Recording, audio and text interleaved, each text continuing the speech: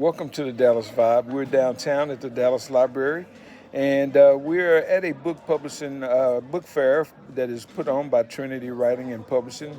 Miss Gina McGowan Cade is putting this on, and I have one of the authors here with me today, Mr. Darrell Hubbard, who has written a very interesting book called Blackematics.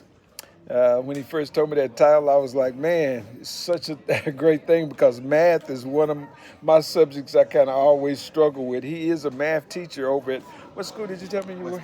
West Mesquite. And, our children nowadays, they need all the math courses they can get. And he inspired me because both of my parents are teachers. I have two daughters that are teachers.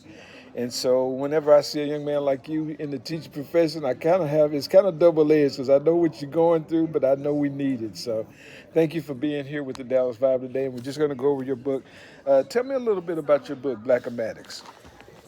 So, Blackematics is a story centered around a math teacher who is primary goal is to instill confidence in students. Exactly. And so, in today's society, like the anxiety around math is extremely high. Yep. Not many kids have the confidence that they need and should have when it comes to mathematics. And so, this story walks through a classroom of 7 students, and as they're adventuring through the different worlds that they've been exposed to, they're learning how to gain that confidence when counting money. And so once we get towards the end of the story, they recognize that, hey, even though I wasn't super successful with this at the beginning, it took some time, and I was eventually able to grow and build on that. And so, having said that, you just said something that really just stuck out to me when you said having to deal with money. And that's something that our kids are, not just our kids in the black community, but so many kids nowadays, they financing and trying to budget, and the world is getting even more complicated with trying to keep up with your expenses and just try to keep your head above water. That is so inspiring that you're trying to do that for these young kids, and I just really appreciate that. Touch on that some more for me. I like that idea. Yeah, so with this is kind of like basic money concepts, and so they're learning how to primarily add, subtract, make change in a sense with money, and so we teach them about the different coin types.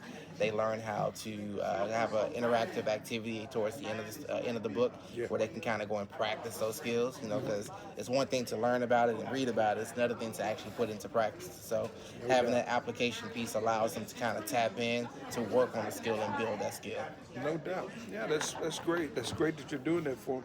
Tell me a little bit more about what else are you touching on in this book, Blackematics. And so, like I said, the main premise is that confidence piece. And so, if kids see and understand that I can do more than what it may feel like in that moment, or even right now, because you may suck in math, you may not be great at math, you may think that math is the hardest subject that you could have ever been exposed to. And what they don't realize is that with any good thing, it takes time in order for us to build and grow in it. There's certain things where we have the skills where we can just easily go and do it and just become easy. But there's other things it takes a little bit more time and a little bit more cultivation in order to kind of build themselves up into it. And so this book kind of helps show them what that looks like at the starting point, and I'm hoping to build on that as I continue to put out more stories. Yeah, we kind of talked about that prior to the interview. I talked about how my parents kind of were a big influence on me because they were able to give me a little bit of training at home when I wasn't at school, and then also when I got to school, a lot of the schools that I went to, my parents taught at that school. But the other thing is, and you just made a very important point, is that getting started is always the hardest thing. And we talked about it before the interview. It's kind of like running a race, like a hurdle race. In other words, like if you're in track and field and you're doing the hurdles, that first hurdle, it takes a certain type of mentality to get over that first hurdle. But then once you get over that first hurdle, then it's easier each hurdle after that.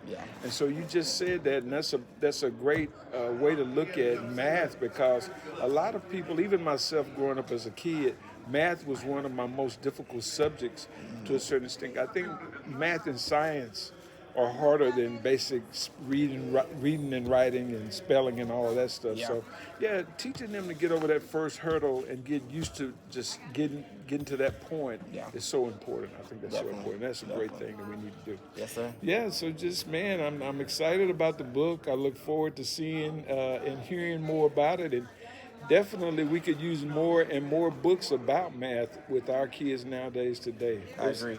Just a pleasure to interview with you on this book, and just I wish you best of success with it. Yes, Keep sir. up the good work, and God continue to bless you. So it's your book before we cut out. There it is, Mr. Blackematics, Money Matters, and right. it definitely does. Thank you so much. Yes, sir. Have a blessed day. You too. Uh-huh.